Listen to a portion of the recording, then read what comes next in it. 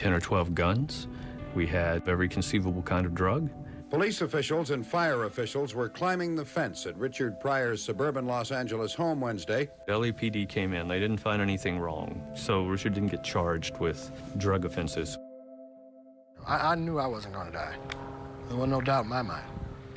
But you can't move. When you can't move, it humbles you and makes you realize the greater things in life. I went to see him, and I walked in, and I remember thinking, this is a changed man. Something had burned out of him. He became much more afraid in some ways of how fragile it all was, including his own psyche, because he did that to himself. After the fire, he couldn't find himself. Well, there was a lot of pressure in the comeback because this was a pathway to both get him out of the financial problems he was in, as well as getting back into the movie business. He was very nervous about it. This is a guy who nearly killed himself. And so there was great curiosity. People wanted to know what he looked like. What version of Richard Pryor will we see this time? The first night he cracked up. It was the worst performance ever. Everything was off. The punchlines wasn't there. I wanted it to be something else that it's not. It's just not there. And he walked off. And he came back the next night, and he killed him. Ladies and gentlemen, live on the Sunset Strip, Richard Pryor. I remember him coming on stage, and he still had the scars, and they were very apparent and very fresh. He lights a match, and he said, "What's this?" Richard Pryor running down the street. He told a joke. He didn't tell the truth.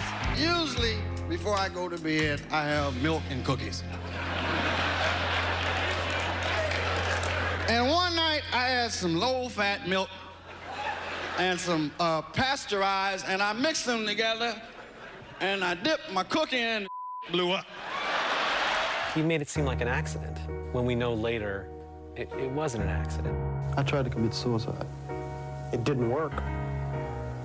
Yes, it did. You killed the old Richard Pryor? Yeah, that person's dead. It's a horrible man. I think Richard Pryor's experience, that moment where he nearly died, I think changed him. He talks about his trip to Africa and how he had a revelation about the use of the N-word. A voice said to me, he said, "Look around, what do you see?" And I said, "I see all colors of people doing everything, you know?" And the voice said, "Do you see any?" I said, "No." And I said, "You know why? Because there aren't any." When we came back to America, he said, "I'm not using that word anymore." A lot of people had a hard time with it. "Oh, you're forgetting where you come from, brother. You know, what are you doing? You know, you're selling out." He didn't want to be a megaphone. What he was equipped to do was to be this artist who is on their own journey. Now what are you going to do, Richard? Now what? Tons of pressure. Where do you go? Richard Pryor has been going full tilt his entire adult life, but he's about to face something that no human can conquer on their own.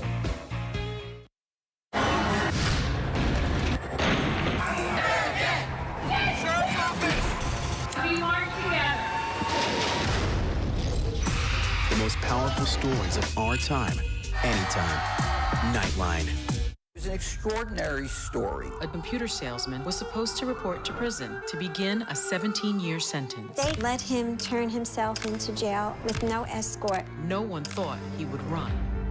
How do you evade capture for 25 years? How do you do that? Now, join the search, following the U.S. Marshals as they uncover new leads in a global manhunt. Can you help catch this fugitive? Have you seen this man? Have you seen this man? Have you seen this man? Listen and join the all-new hunt wherever you get your podcasts. Now streaming on ABC News Live 2020. True crime, cinematic, real-life drama, stunning, the unthinkable. Follow the clues. The Hunt. True crime 2020. Now streaming on ABC News Live. National parks are incredibly safe places. Crime will happen. Hey, my mom. My wife is fallen. She's in really critical condition. At that time, I thought it was just a tragic accident. There's still a lot of questions we need to ask. There were small things that didn't totally add up. This is 2 lives for Harold that have died now. I was shocked. Something's not right.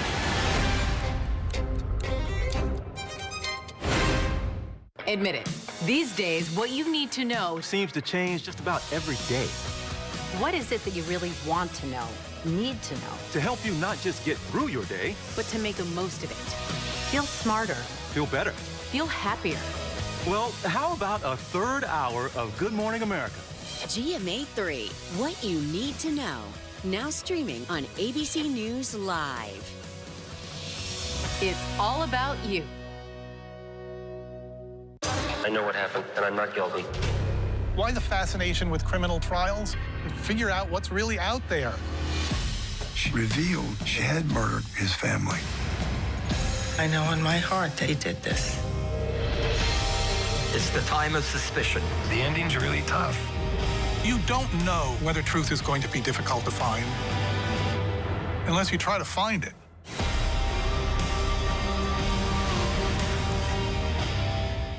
This is what being live is all about. This is ABC News Live. All right, we're gonna move back. Let's move back. We're surrounded by people squeezing into this bomb shelter. We're on an urgent delivery run. Not afraid to go there. So my question, Mr. President, what are you so afraid of? Breaking news, live events. This is the moment. Streaming straight to you, anytime, anywhere. You just met one friend right here. You're watching ABC News Live. Thanks for streaming with us. Hello, Richard! Hey, Richard! Richard! There's a whole period of years where he becomes incredibly thin. I was the first person he told after that he was diagnosed. And he said, I have MS. He continued to work for another 3 or 4 years. He'd shake a little, he had trouble walking, and that's when basically his motion picture career ended. Richard, how you doing? Hey, Richard! The party was over. The big checks were not coming in anymore. The piles of cocaine were gone.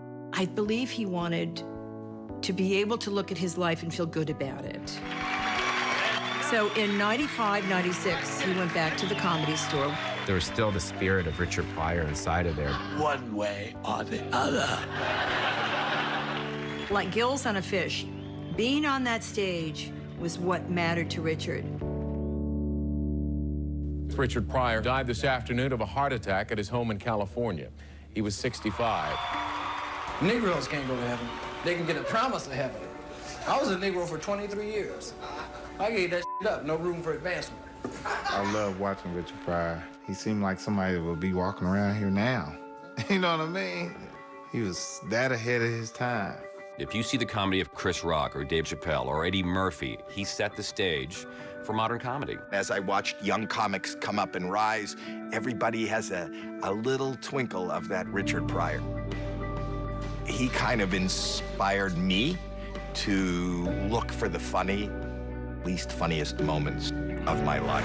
And then the police came, I went in the house. To laugh is great. It's one of the greatest things there is.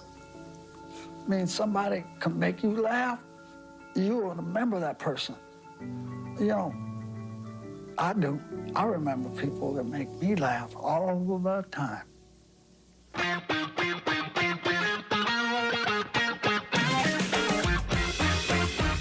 I wonder what Richard Pryor would be doing today. Politically correct. I think PC be damned. Pryor in this time would have been able to say anything he wanted to say because there was truth behind it. I don't think he would have had to change a damn thing. The legacy of Richard Pryor, I hope it's the courage to search for truth in comedy. And there are very few people who are willing to make that journey. Whatever you feel about me when you see me right now is the truth, and don't ever forget it. Just look at me with your heart. That's all I ask.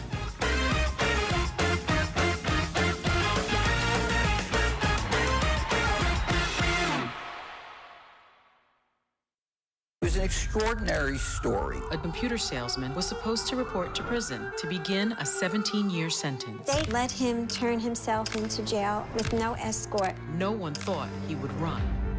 How do you evade capture for 25 years? How do you do that? Now, join the search, following the U.S. Marshals as they uncover new leads in a global manhunt. Can you help catch this fugitive? Have you seen this man? Have you seen this man? Have you seen this man? Listen and join the all-new Hunt wherever you get your podcasts. It was a scary time. In the 70s, you had multiple bodies showing up in Los Angeles. There were so many murders happening. You had to have a name for it, serial killer. There was a human head in there. This was premeditated evil. You have this clock. This person is going to do this again. It's me against the killer. Who's going to win? We'll see who laughs last. What came next was unlike anything they had ever seen. World News Now. And America This Morning. The best new videos. Breaking news overnight. Your money and concerns about inflation. The pandemic is not over. The stories people are talking about. You don't want to shave your legs? Don't. I was gonna say. And what to expect in the day ahead. From the top of the world, baby! ABC World News Now and America This Morning. Weekday mornings starting at 2 a.m. Eastern. Up all night to keep you up to date. Right now, with so much at stake, Sunday mornings, this is the place. Taking on all the tough questions. Straightforward reporting. No spin, no hype, no bull. See why Sunday mornings, more and more Americans are now turning first to ABC's This Week with George Stephanopoulos. Welcome to This Week.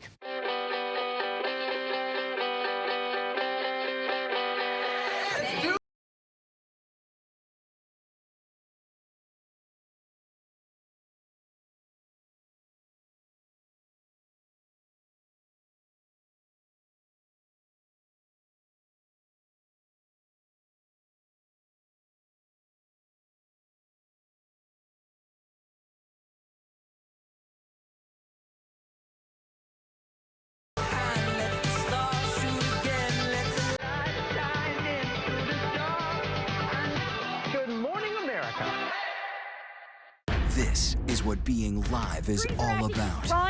This is ABC News Live. All right, we're gonna move back. Let's move back. We're surrounded by people squeezing into this bomb shelter. We're on an urgent delivery run. Not afraid to go there. So my question, Mr. President, what are you so afraid of? Breaking news, live events. This is the moment. Streaming straight to you, anytime, anywhere. You just met one friend right here. You're watching ABC News Live. Thanks for streaming with us. All across the globe, the world will be celebrating the new year. And you can see it as it happens live. The global celebrations. See the new year as it comes in live. Streaming all day and night on ABC News Live. Right now, with so much at stake, Sunday mornings, this is the place. Taking on all the tough questions. Straightforward reporting. No spin, no hype, no bull. See why Sunday mornings, more and more Americans are now turning first to ABC's This Week with George Stephanopoulos. Welcome to This Week.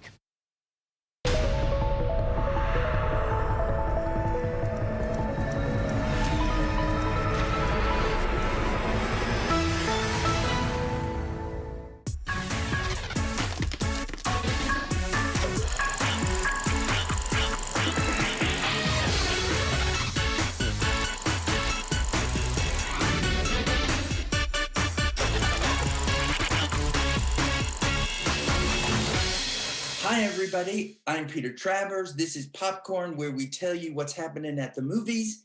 And there's a movie you can see on Netflix called Mank, starring Gary Oldman in the title role, and my guest today, Amanda Seyfried, who, at least if I could do it now, I would hand you the Oscar. I would say, yes, this is it. It's time. You mean that? I totally mean it. I'm on all these critics groups, and I know you haven't won it yet, but I'm here to tell you that that's how close, you know? Thanks. That's awesome. But also, More people are seeing it, more people are loving it, and, you know, come on, we all love you. Well, this is enough for me. Like, Listen, It's enough. Yeah, let's end it now. You've been working a long time. You've been making waves for a long time.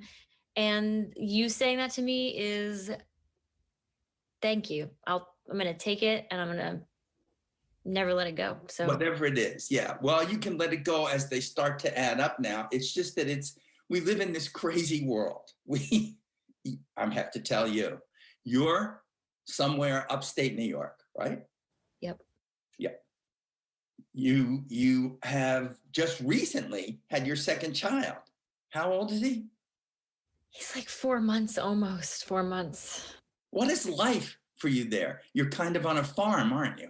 Yeah, we have so many animals. Actually, here's a snapshot of what life is like. I was getting my makeup and my hair done by these amazing people that joined me up here, and I didn't do any of the feeds today because I had to work, this morning. So I'm not feeding in the morning, I'm not feeding in the afternoon. So my caretaker, of course, was here, and my donkey's face just turned into his body, and he just started walking past the door right here where I look out when I'm getting my hair and makeup done.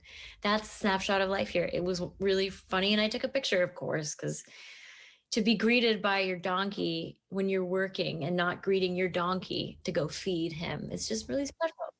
Let me get back to Mank and to your performance as Marion Davies. Somebody like me who studies the history of movies, loves Marion Davies. I love who she is. And there are not many, but there's a handful of movies and TV shows where she's been portrayed, but never like this. This is like really incredibly fair to her, even loving to her.